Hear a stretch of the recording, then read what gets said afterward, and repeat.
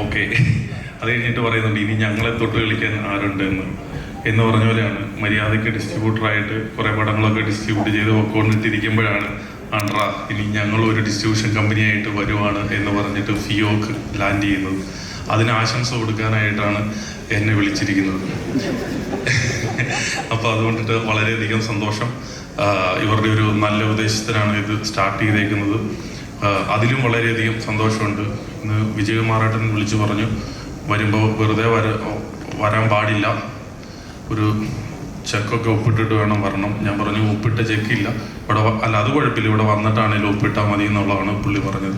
അതുപോലെ ഞാൻ കൊണ്ടുവന്നിട്ടുണ്ട്. പക്ഷേ ഒരേ ഒരു കാര്യം, നമ്മൾ എത്ര പൈസ വേണമെങ്കിലും തരാനായിട്ട് തയ്യാറാണ് ഡിസ്ട്രിബ്യൂട്ടർ ഫിയോക്കിന്. ഇതുപോലെ തന്നെ അടുത്ത മാസം ഞാൻ പടം റിലീസ് ചെയ്യുന്നുണ്ട്. ഇതുപോലെ തന്നെ എനിക്ക് ആ പടത്തിന് അഡ്വാൻസ് തരേണ്ടതെന്നുള്ള ഒരു കാര്യം കൂടെ ഞാൻ ഈ സദസ്സിൽ ഓർമ്മിപ്പിക്കുകയാണ്.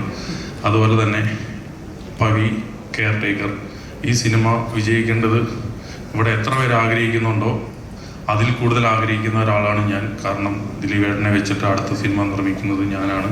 അതിൻ്റെ ഷൂട്ടിംഗ് നടന്നുകൊണ്ടിരിക്കുകയാണ്. കാരണം ഇതിൻ്റെ ഒരു ബിസിനസ്സും മറ്റു കാര്യങ്ങളൊക്കെ പോലെ ഇരിക്കും ഞങ്ങളുടെ അങ്ങോട്ടുള്ള അടുത്ത ബിസിനസ്സും. സോ അതിനായിട്ട് ദിലീപേട്ട ഞാൻ ഏറ്റവും കൂടുതൽ ആഗ്രഹിക്കുന്നു.